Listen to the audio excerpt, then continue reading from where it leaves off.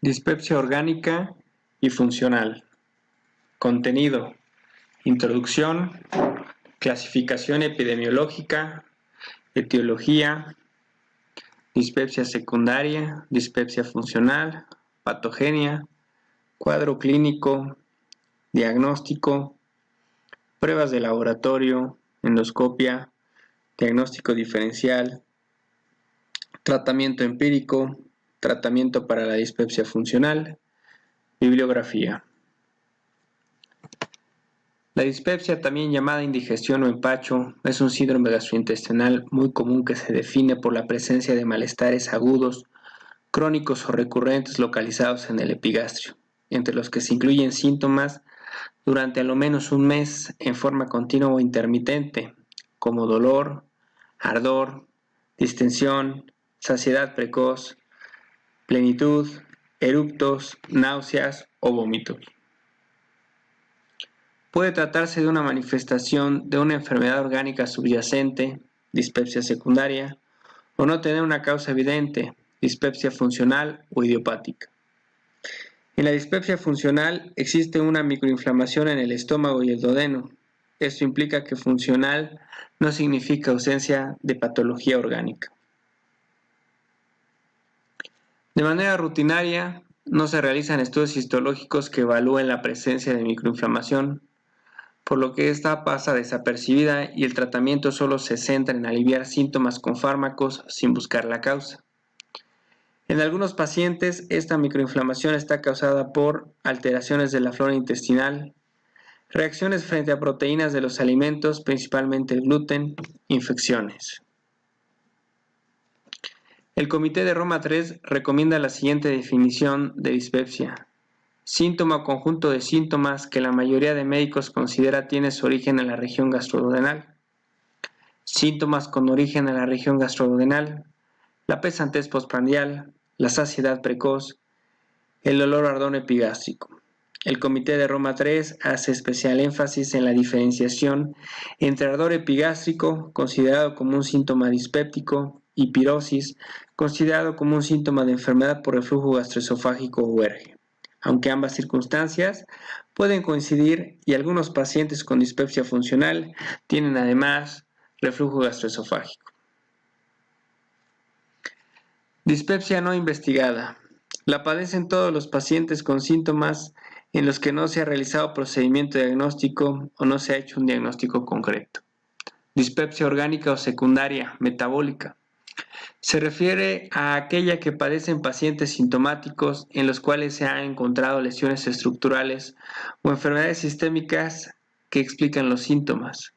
Dispepsia funcional o idiopática, pacientes investigados pero en los que no se encuentran lesiones estructurales o enfermedades detectables. Esta a su vez se divide en síndrome de diestrés postprandial, SDP por sus siglas, caracterizada por síntomas dispépticos inducidos por la comida, o síndrome de dolor epigástrico, caracterizado por el dolor epigástrico. El síndrome de distrés postprandial y el síndrome de dolor epigástrico, su división se debe al hecho de que aunque en muchos pacientes con dispepsia los síntomas se inician o agravan con la ingesta, también hay casos en los que las molestias aparecen en ayunas. Definición de dispepsia funcional: sensación molesta de plenitud postprandial, saciedad precoz, dolor epigástrico o ardor epigástrico, sin evidencia de enfermedades estructurales, incluida la realización de una endoscopia digestiva alta que puedan explicar los síntomas. Definición de síndrome del diestrés postprandial: sensación molesta de plenitud postprandial que ocurre después de comidas de volumen normal, al menos varias veces por semana. Sensación precoz que impide la terminación de una comida normal, al menos varias veces por semana. Criterios de apoyo: pueden estar presentes la hinchazón en el abdomen superior o náuseas postprandiales o eructos excesivos. Puede coexistir con el síndrome de dolor epigástrico. Definición del síndrome del dolor epigástrico: dolor o ardor localizado en el epigastrio, de intensidad al menos moderada y con una frecuencia mínima de una vez por semana. El dolor es intermitente, no generalizado o localizado en otras regiones abdominales o torácicas. No se alivia con la defecación o el ventoseo, no cumple criterios de dolor biliar. El dolor puede ser de tipo quemante, pero sin ser retroestornal. El dolor frecuentemente se induce o alivia con la ingesta de comida, pero puede ocurrir en ayuno. Puede coexistir el síndrome de diestrés postprandial. Estos criterios deben haber estado presentes durante los últimos 3 meses y haber comenzado como mínimo 6 meses antes del diagnóstico. En cuanto a la subclasificación de la dispepsia, tenemos que en la actualidad la dispepsia se divide en funcional y orgánica, como lo vemos en el esquema. A su vez, la primera se clasifica en síndrome de distrés postprandial, SDP, y síndrome del dolor epigástrico, SDE. Cuando no se han realizado estudios que confirmen si la dispepsia es orgánica o funcional, lo adecuado es llamarla dispepsia no investigada. Hay que recordar que la enfermedad por reflujo gastroesofágico, ERGE, es una entidad distinta a la dispepsia. Epidemiología. La dispepsia afecta a 1 de cada 5 personas en el mundo. De ellos, un 40% busca ayuda en un servicio de atención primaria de salud. Esta cifra diverge entre países. En México, la dispepsia no investigada varía entre un 7 a un 68% de la población. Según estudios europeos y asiáticos, la dispepsia funcional tiene una prevalencia entre un 11 a 23%. Entre un 20 a un 30% de la población general ha presentado síntomas de dispepsia durante los últimos 6 meses. La dispepsia es más prevalente en mujeres, en jóvenes, en fumadores, usuarios de antiinflamatorios no esteroideos, pacientes con infección por Helicobacter pylori y pacientes con morbilidad psiquiátrica. En cuanto a la etiología, la dispepsia puede ser la manifestación de diversas enfermedades o no tener una causa evidente. En alrededor del 50 al 70% de los pacientes con dispepsia no se puede determinar una causa orgánica definida. Dispepsia secundaria. Las causas orgánicas más frecuentes de la dispepsia son infección por Helicobacter pylori, como lo vemos en el esquema, una úlcera péptica, cáncer gastrointestinal, cálculos de la vía biliar y enfermedad pancreática, incluido el cáncer pancreático. Dispepsia funcional. La dispepsia funcional se define por la presencia de sensación de plenitud, dolor o ardor epigástrico, sin evidencia de enfermedades orgánicas, metabólicas o sistémicas que expliquen su presencia. Sus mecanismos fisiopatológicos son múltiples e incluyen motilidad alterada, hipersensibilidad visceral, factores alimentarios, genéticos, alérgicos, posinfecciosos, inflamatorios y psicosociales. La gastroenteritis aumenta el riesgo de desarrollar dispepsia crónica. Se cree que las causas subyacentes son similares a las del síndrome del intestino irritable posinfeccioso y que pueden representar diferentes aspectos de la misma fisiopatología. El trigo y las grasas pueden ser causa de los síntomas de la dispepsia funcional y su reducción o retirada de la dieta puede aliviarlos. El papel de la Helicobacter pylori en la dispepsia funcional es controvertido y no se ha establecido una relación causal clara. Dentro de la etiología se han clasificado como gástricas, duodenales, otras digestivas, enfermedades metabólicas, neuropatías y radiculopatías relacionadas con fármacos y alcohol. De las gástricas podemos mencionar la enfermedad ulcerosa péptica y el cáncer gástrico. De las duodenales, una enfermedad ulcerosa péptica, duodenitis erosivas, lesiones obstructivas. Otras digestivas, enfermedades biliares o pancreáticas, lesiones inflamatorias u obstructivas del intestino delgado, lesiones inflamatorias u obstructivas del intestino grueso. Diabetes mellitus, uremia, hipercalcemia, enfermedad de Addison, hipertiroidismo, hipotiroidismo.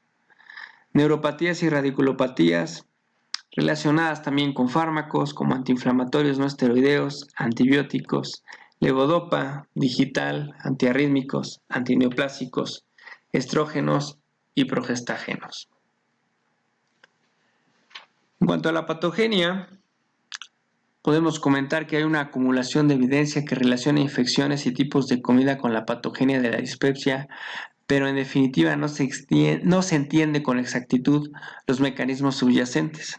Con frecuencia existe inflamación duodenal microscópica o de bajo grado en personas con dispepsia funcional sin gastroenteritis previa documentada. Esta inflamación puede provocar anomalías motoras y sensoriales. Tanto las alteraciones de la flora intestinal como las reacciones frente a los alimentos, principalmente el gluten y las proteínas de la leche de vaca, parecen jugar un papel fundamental. Los trastornos digestivos funcionales pueden asociarse con alteraciones en la interacción entre el cerebro y el intestino, eje cerebro-intestino, lo cual genera síntomas a partir de los siguientes factores: motilidad alterada, hipersensibilidad visceral, alteraciones de la mucosa, alteraciones de la inmunidad, alteraciones de la microbiota intestinal, alteraciones del procesamiento en el sistema nervioso central. Cuadro clínico. La dispepsia no investigada suele presentarse con malestares crónicos y recurrentes en el epigastrio, donde el componente principal es el dolor de al menos un mes de evolución y que puede acompañarse de síntomas como ardor, distensión, saciedad precoz, plenitud de eructos, náusea y vómito. En cuanto al diagnóstico, ni la impresión clínica del médico, ni los síntomas, ni los antecedentes, ni los factores de riesgo, ni los datos demográficos del paciente permiten distinguir entre una dispepsia secundaria a una enfermedad orgánica y una dispepsia funcional. El diagnóstico inicial de dispepsia puede hacerse utilizando los criterios de Roma IV, que permiten establecer el diagnóstico de dispepsia funcional si están presentes los siguientes síntomas: plenitud postprandial, saciedad temprana, dolor epigástrico, ardor epigástrico. Tenemos los criterios diagnósticos de la dispepsia funcional, los criterios de Roma III.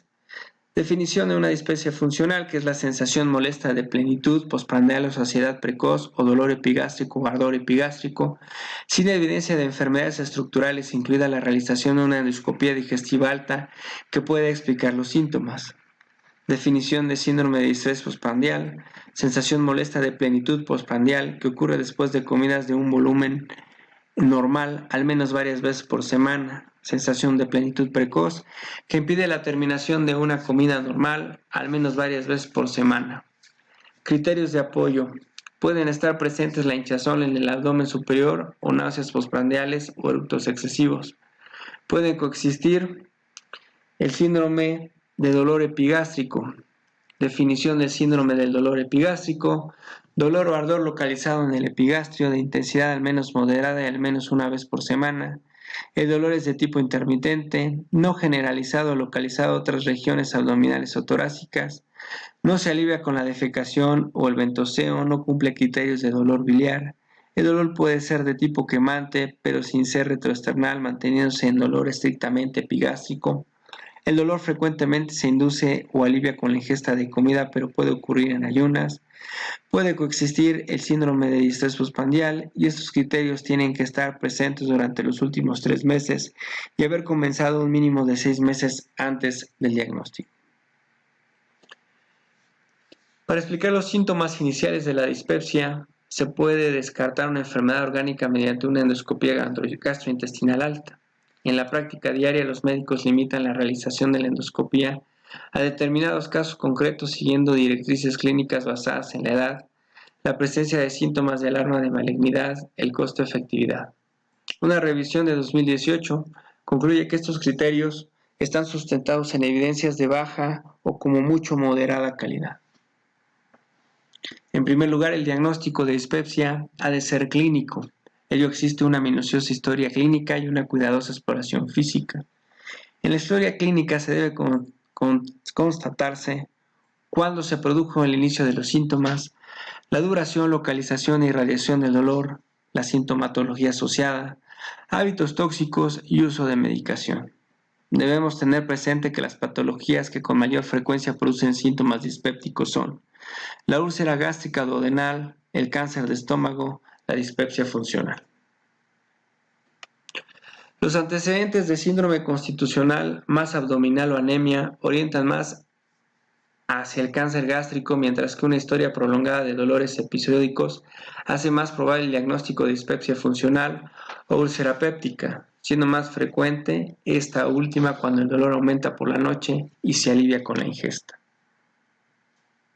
Cuando la clínica y la exploración física no permiten un diagnóstico relativamente preciso, el siguiente paso consiste en la visualización del tracto digestivo superior, considerando los siguientes criterios: edad mayor de 50 a 55 años, con inicio de los síntomas en edad adulta. Los signos de alarma son, en la clínica, un cuadro tóxico, una disfagia y vómitos; en la exploración física, la presencia de una masa abdominal; y los datos de laboratorio, la presencia de anemia. También hay ausencia de respuesta al tratamiento empírico.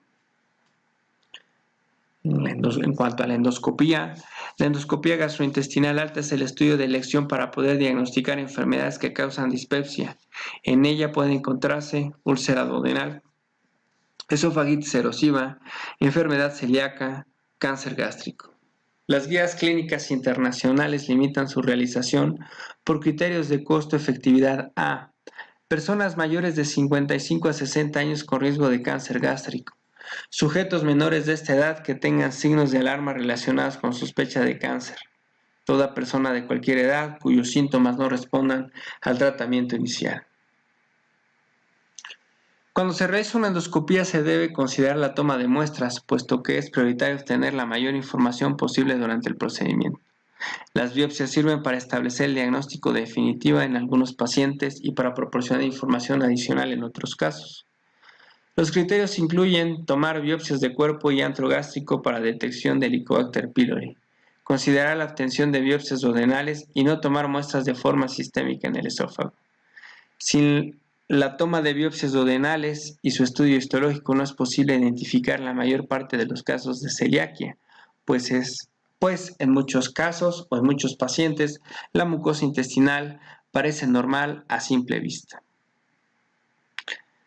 La endoscopía es mucho más sensible y específica que la radiología varitada y además permite la toma de biopsias. Dado el coste de esta técnica, su uso en todos los pacientes dispépticos ha sido objeto de gran controversia. Se recomienda practicarla solo en pacientes dispépticos mayores de 45 años, en los que la posibilidad de un origen orgánico es mayor, pacientes que presentan síntomas o signos de alarma y pacientes que no responden al tratamiento empírico. Por otra parte, el descubrimiento y progresivo conocimiento de la importancia de Helicobacter pylori en la enfermedad ulcerosa péptica ha obligado a un replanteamiento del estudio diagnóstico del paciente con dispepsia no investigada. La realización inicial de un estudio endoscópico permite el diagnóstico etiológico con el consiguiente efecto tranquilizador para el paciente y, por supuesto, para el médico. Sin embargo, la endoscopia digestiva resulta muy costosa en algunos medios sanitarios y si se retrasa su realización mientras el paciente recibe tratamiento empírico, la ausencia de lesiones no permite descartar organicidad. La estrategia de determinar de inicio la presencia de infección por Helicobacter pylori ofrece ventajas y desventajas. Un resultado negativo excluye casi por completo la enfermedad ulcerosa péptica y por lo tanto evita la práctica de endoscopía en pacientes con dispepsia funcional. Sin embargo, esta ganancia es con frecuencia solo aparente, ya que la endoscopia, en un porcentaje no desdeñable de pacientes, no se evita, sino que sencillamente se retrasa. La erradicación de la infección en los pacientes de Helicobacter pylori solo será útil en los casos de úlcera péptica, pero es evidente que la prevalencia de la infección es muy superior a la de esta última. En cuanto a la estrategia de erradicación del Helicobacter pylori, tenemos que esta estrategia de erradicación incluirá a un buen número de pacientes con dispepsia funcional, en quienes la sintomatología no desaparecerá y seguirá precisando tratamiento sintomático.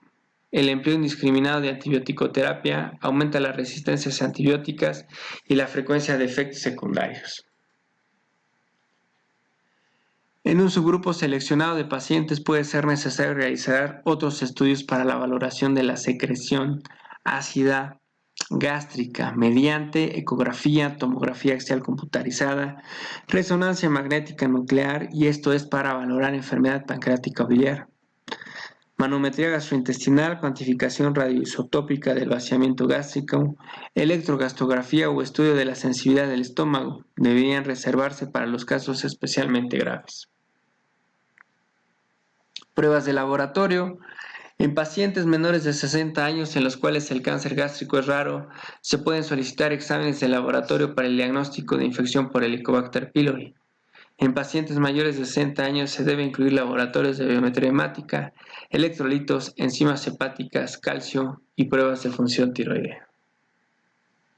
En cuanto al diagnóstico diferencial, la dispepsia se debe diferenciarse de la enfermedad por reflujo gastroesofágico, colelitiasis, gastropatía diabética, enfermedad celíaca, sensibilidad al gluten no celíaco, alergia a las proteínas de la leche.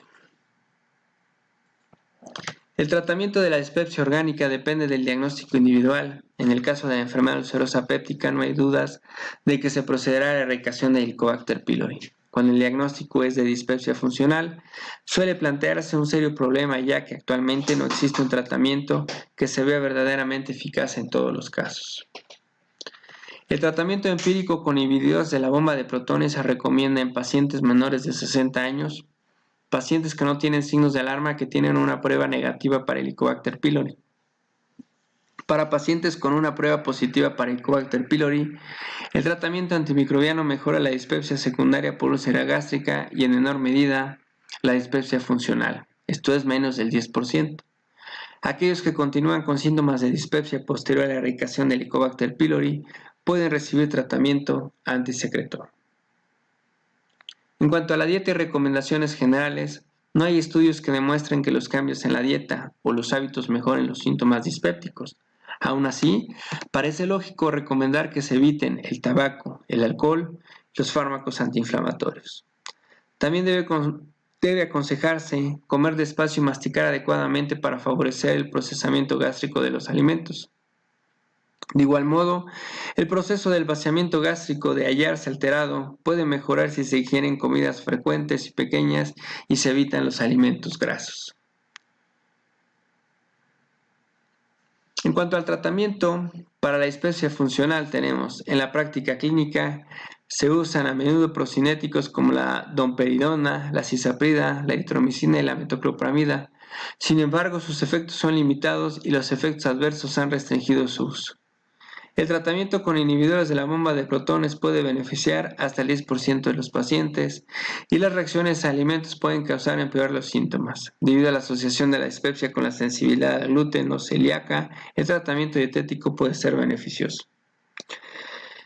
La dieta sin gluten seguida durante 18 meses en personas con síntomas de dispepsia y endoscopía dentro de la normalidad ha demostrado un alivio de los síntomas en más del 92% de los pacientes. La rifaximina ha demostrado ser efectiva en hasta un 79% de personas. Su efecto podría estar relacionado con su impacto sobre la flora intestinal.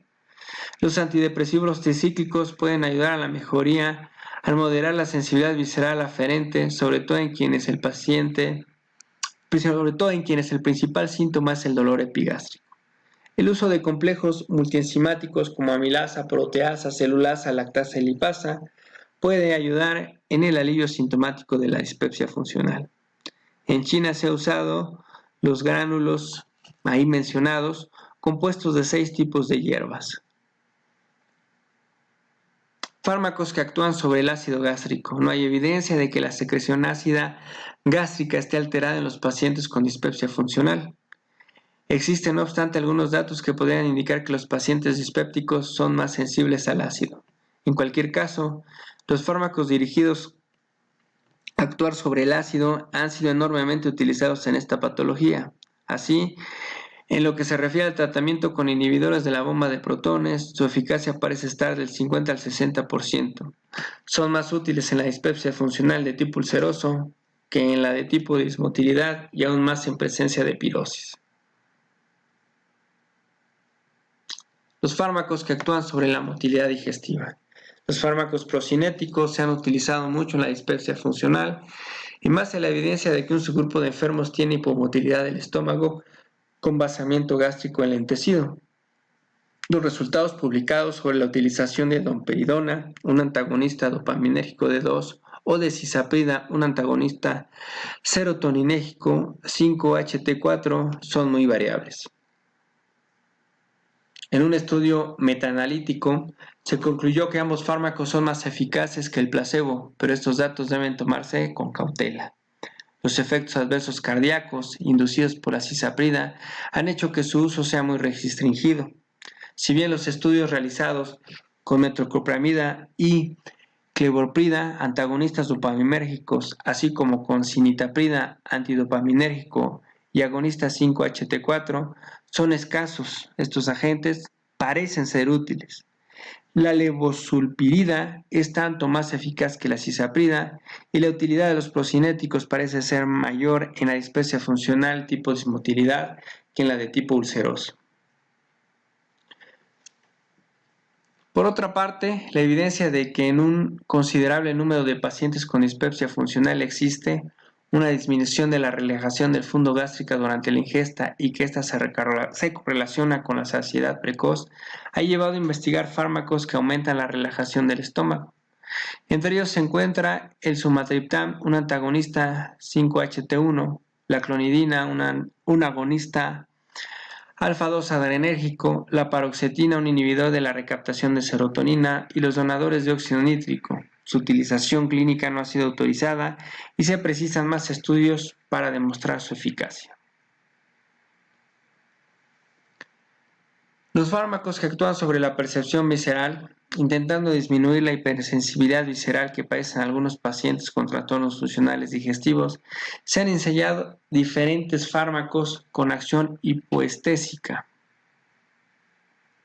La fedotocina, un agonista opioide periférico de los receptores K, elevan el umbral de percepción y de molestias a la distensión intragástrica experimental en voluntarios sanos y en pacientes con dispepsia funcional.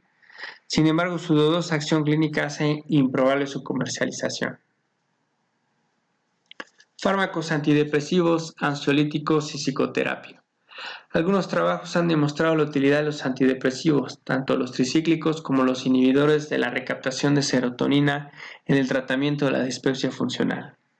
Su eficacia puede deberse tanto a su efecto analgésico central como a su acción antidepresiva, ya que el beneficio ocurre con dosis inferiores y de forma más precoz que en los trastornos psicológicos.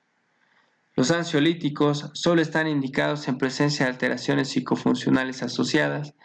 La psicoterapia y la hipnosis se han demostrado útiles en determinados casos, siendo una opción llena para el futuro. La erradicación del Helicobacter pylori. No existen datos convincentes de que la infección por Helicobacter pylori sea un factor patogénico en la dispepsia funcional. Tampoco hay unanimidad en lo que se refiere al efecto de su erradicación y la mejoría sintomática parece ser escasa. Un año después de la erradicación, esta se evidencia en aproximadamente el 25% de los pacientes, igual o solo ligeramente superior a lo que se consigue con placebo. Elección del tratamiento. Dado que la dispepsia funcional es un síndrome heterogéneo con diferentes posibilidades patogénicas, es improbable que un único tratamiento beneficie a todos los pacientes. El dilema se plantea en el momento de escoger un fármaco en concreto para un determinado paciente. Desde un punto de vista práctica y sin apoyos conceptuales puede seguirse la siguiente estrategia. En casos de dispepsia funcional de tipo ulceroso con antecedentes de enfermedad ulcerosa ya realizada la erradicación del Helicobacter pylori o síntomas asociados de reflujo gastroesofágico puede iniciarse un tratamiento con inhibidores de la secreción ácida gástrica. Por el contrario, si la dispepsia es de tipo dismotilidad, se comenzará con fármacos procinéticos. Los tratamientos de la dispepsia funcional son diversos. La elección del manejo inicial dependerá del síntoma predominante y del mecanismo patogénico que se sospeche. Cualquiera de los casos, si no se observa mejoría al cabo de 6 a 8 semanas, se optará por la terapia alternativa. Son recomendables tratamientos intermitentes de 2 a 4 semanas a demanda del paciente. En los enfermos con síntomas graves y persistentes puede ser necesario un tratamiento continuo. En caso de fracaso y a la espera de mejores fármacos que disminuyan la sensibilidad visceral, puede optarse por la administración de fármacos antidepresivos a dosis bajas. Es importante recordar que muchos pacientes con dispepsia funcional no precisan de ningún tratamiento farmacológico. Lo que necesitan es que se excluya la existencia de enfermedades orgánicas graves y se les tranquilice. El apoyo psicológico por parte del médico es fundamental. Dedicar cierto tiempo a explicar el origen de las molestias y el buen pronóstico de la enfermedad es una estrategia que se verá recompensada para el paciente y para el médico. Muchas gracias por su atención. Con esto terminamos la presentación.